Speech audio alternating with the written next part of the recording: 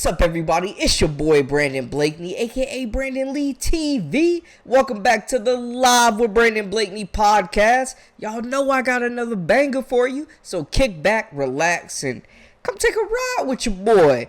Now, we know the impact that freshmen can make in women's college hoops, man. We saw it firsthand with the class of 2023, with the likes of Juju Watkins, Hannah Hidalgo, Malaysia Wiley, Michaela Williams, Madison Booker, Talia Scott. The list goes on and on and on. Now with the season recap, South Carolina as national champions got big performances from Wiley as well as freshman Tessa Johnson throughout the NCAA tournament. So we know freshmen can completely take over games and transform programs.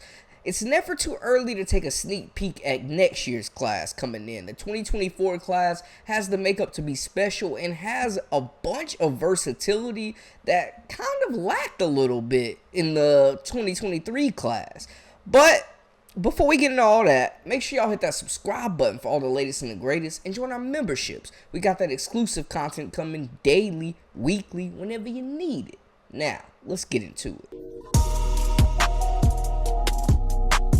You are now locked into the Live with Brandon Blakeney podcast. Here is your host, Brandon Blakeney. Now, I know there are a host of names in the 2024 class that we could put on this list. This is part one. Depending on how y'all like part one, we may do a part two, part three. But this is just part one. I want to focus on 5 freshmen that I think are in a really good position to succeed and make an immediate impact at the college level. When talking about the 2024 class, you have to start with 2 players, Sarah Strong and Joyce Edwards. Sarah Strong, the #1 player in the nation, Nate Smith Player of the Year, won multiple state championships out in Grace Christian in North Carolina, and she continues to be one of the most versatile talents that we've seen come through college basketball, that we will see come through college basketball. She made the pick taking UConn over Duke and North Carolina, her home state schools. This was major, though, for UConn, especially with the exit of Aaliyah Edwards. We know that UConn is returning a lot of talent. Jana El-Affy could be the starting 5, or it could be Ice Brady, but I think that Sarah Strong slots in perfectly at that 4 spot, especially the way Gino Auriemma likes to use his 4s, man. Those versatile forwards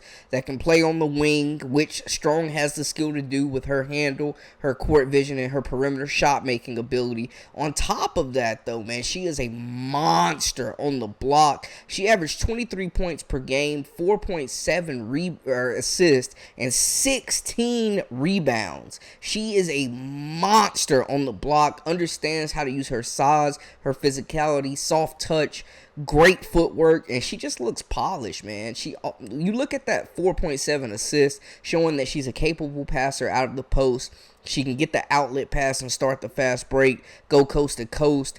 Defensively, man, she's also a load. 3.3 steals. She's out there picking pockets, and she's an elite shot blocker as well. 2.3 blocks per game. Has the timing, has the skill set to really plug in all over from the 3 to the 5 for this UConn team. I think this group is going to be special next year, man. You bring back Paige Beckers, you bring back AZ Fudd, you bring back Aubrey Griffin. There's just a whole lot of talent, man. Ice Brady's coming back, KK Arnold, Ashlyn Shade, like the list goes on. I know I didn't name everybody. They did lose some crucial transfers, but I think Sarah Strong really provides an immediate filler in that Aaliyah Edwards role for them. She's going to be able to be effective on the glass, blocking shots. She runs the floor well. She can go coast to coast, handle the basketball, so you can put her on the perimeter. She stretches the floor with her shooting, and I think this was just a major pickup, man. She has a very well-rounded game, and she can really stuff the stat sheet. So I'm excited to see her with this UConn team, man. Pick and rolls with her and Paige Beckers are going to be unfair, and I think this was just a major get to revive that UConn program. Not saying it was dead, but they just made the Final Four, I realize, but getting them into that national conversation of, hey, they can legitimately get back and win a national championship over the likes of South Carolina, Texas, and USC.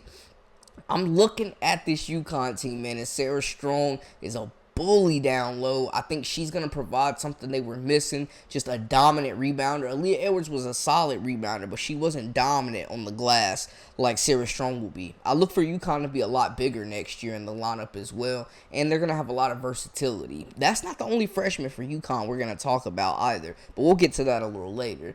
Next up, number 2 player in the country, Joyce Edwards. We just saw her go crazy at the Nike Hoop Summit, leading Team USA to a comeback behind victory over the world team, and she was sensational. She was the best player on the court, hands down.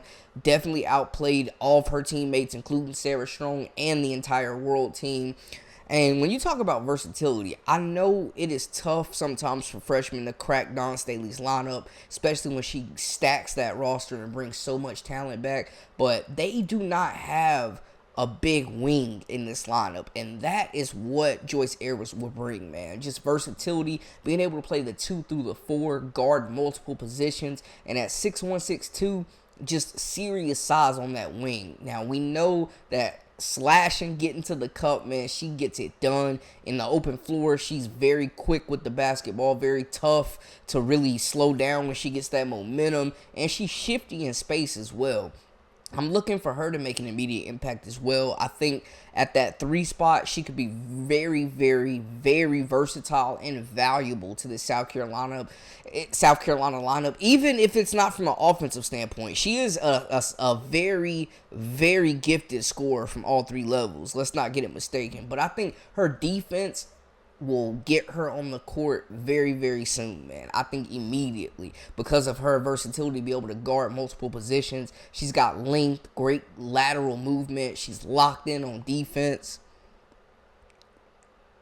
On the year so far at Camden, man, Joyce Edwards, first off, Gatorade Player of the Year, National Player of the Year, averaged 24.5 points, 3.3 assists, 12.4 rebounds, 4.1 steals, and 2.6 blocks, which shows you she's well-rounded, man. She really gets it done from all aspects of the game and can really impact the game in a lot of different ways. So I'm looking for her versatility, especially on the defensive side, to really, really get her on the floor early for South Carolina. You know Coach Dawn Staley loves her players to be locked in on the defensive side, and I think this South Carolina team has a chance to be even better than they were last season, which is freaking scary. But you look at that forward combination, I mean, you got Kitts, you got Fagan, you got Ashlyn Watkins, and you're adding Joyce Edwards to the fold as well. It's getting very spooky in Columbia. But I love her defensive versatility. I think that she will provide an instant impact in that category, being able to match up with some of the bigger wings like a Juju Watkins type player,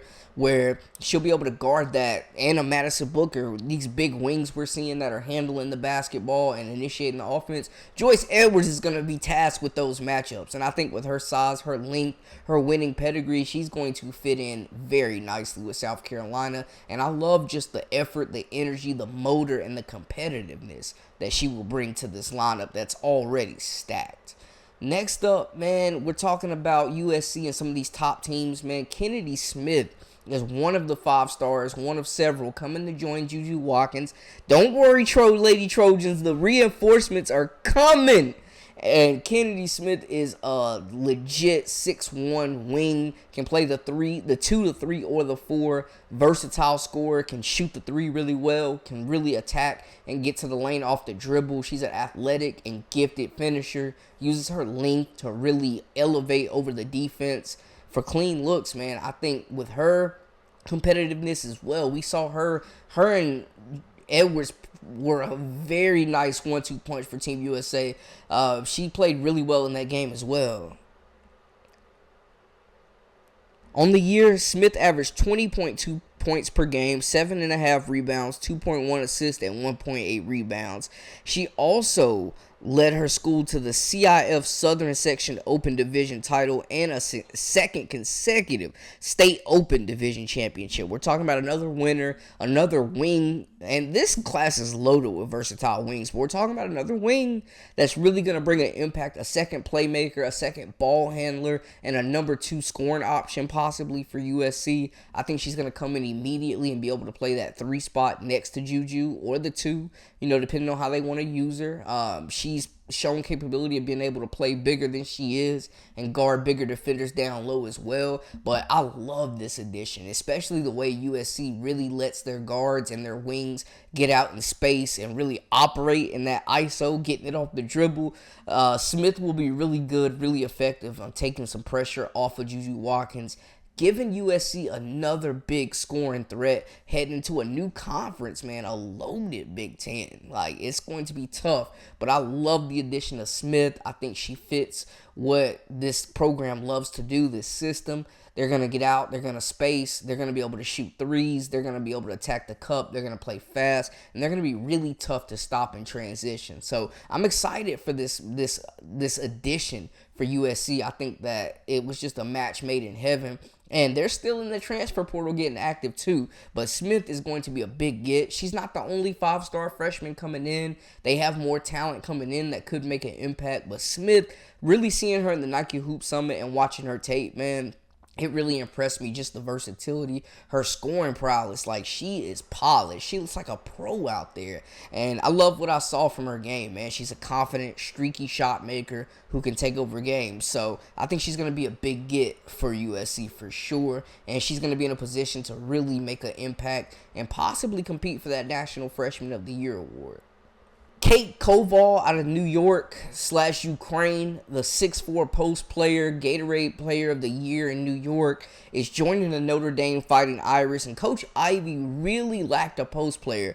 Pairing her, Koval, with Matty Zabel next season is going to give Notre Dame an inside presence that they did not have this year. I love, and we keep saying this word, but I love her versatility at 6'4", being able to not only be an effective low post option on the block, being able to have that capability of being the number one option, a reliable scoring option down low, being able to be an anchor on the defensive side, but also she's super skilled like a lot of European players are. She can pass it, she can stretch the floor, shoot it from deep. And I just love her IQ, intangibles, and the way that she just understands the game. It feels like at times she is just a play ahead of everybody else. I think she feels an immediate need for Notre Dame. They're loaded with guards. I mean, we know they got Citrone, they got Hannah Hidalgo, they got Olivia Miles coming back next season. So this lineup is going to be stacked. We know that for sure, but adding Koval in that middle to give Notre Dame a legit post presence who can get active on the glass, and at 6'4", it's just going to bother a lot of shots, but still is skilled enough to, if she does get double teamed in the post or doesn't have a good look, she's skilled enough to get the ball out on the perimeter back to these guards for three-point plays. Notre Dame got out-rebounded in a lot of games last year. Size was an issue for them all season, and it may have cost them in the long run. But next season, Koval may put an end to those circumstances for them. I think that she comes in and she gets that starting 5 spot. She's, like I said, man, she's skilled. She's shown that she can perform in big games. They need the size desperately, and I love this lineup with her, man. You got 5 players on this roster potentially in the starting lineup that can all shoot, dribble, and pass the basketball and get others involved. We know this team likes to move the basketball. It could be anybody's night, and I think Koval really comes in and fits that energy that they're bringing, that competitiveness, that leadership, and Notre Dame needed a post player for sure. I think Notre Dame has got to be one of the top 5 teams in the nation looking at ahead next season, man. Really, all they were missing was a big. They addressed that with recruiting, and I'm excited to see it. Also, we mentioned UConn earlier and Sarah Strong, but her teammate, Matty Zabel, the point guard out of Wisconsin, the second point guard from Wisconsin, Gino Auriemma, has recruited. We know it worked out pretty well the first time with KK Arnold. Zabel's a different player, though, man. When you talk about a guard that can completely take over games, that's what we've seen her do in this last year. She shot up the rankings, and she's proved that she's the best point guard in this class so far coming into college, man. Deep range, deep scoring bag, 3-level scorer. very good court vision, willing passer, and this will be the most talent she's ever played with. They lose Nika Mule. I think Zabel could come in and make an immediate impact in that point guard spot. If she doesn't have to dominate the ball. Her shooting can get her on the floor. Her defense, hard nose, she's crafty, and she's a flat out dog on the floor. Just a real live competitor who's not taking any plays off. And I think she has that potential to be the next great UConn point guard of the future. I think, though, in her freshman year, she won't have too much on her shoulders. They're returning a lot of talent, especially in the backcourt. But I think Zabel adds to that, man. She's going to open up the floor for other slashers like KK Arnold, like Paige Beckers, who love to get to the basket, man, like Aubrey Griffin, like AZ Fudd. Like, they're going to have slashers that like to get to the cup. Zabel's going to open all that up with her shooting ability as well. And I love this get, man. Ariama does it again. They have a really, really good class coming in, a 3-player class, 3 5-stars that I think all can contribute immediately. But Zabel's in a position where if she comes in and proves that she can make shots and open things up on the floor and provide that assist, that extra playmaker, because Strong's going to make plays too as well, and Beckers. But Nika Mule losing your all-time assist leader, you do have KK Arnold in there at that point guard spot too. So it'll be interesting to see the mix and matching that Coach Ariama does with this group. But they will have a lot of different guards that bring multiple skill sets. So I'm excited to see her join the fold, man. UConn is absolutely back. I think that they are the number 2 team in the nation next year. And if they stay healthy, watch out, man. I'm telling you right now, because this freshman class is coming in and they're going to make a wave. But they're also joining a very talented group of experienced players as well. So I'm excited to see it, man. But I think all these freshmen have an opportunity with the talent and the situation, them fitting an immediate need for their teams, have a chance to take over college basketball and make an immediate impact like we saw the freshmen do this year. Now, we may do a part 2. Like I mentioned, there's a lot of players on this list that I think could easily be on part 2. So depending on how y'all feel about part 1, we'll do a part 2. But y'all holla at your boy. Let me know how y'all feel about everything in the comments and what other players and teams we should be watching for. That's a wrap for us. For all the latest and the greatest, I am Brandon Blakeney, a.k.a. Brandon Lee TV. Until next time, hey, we out.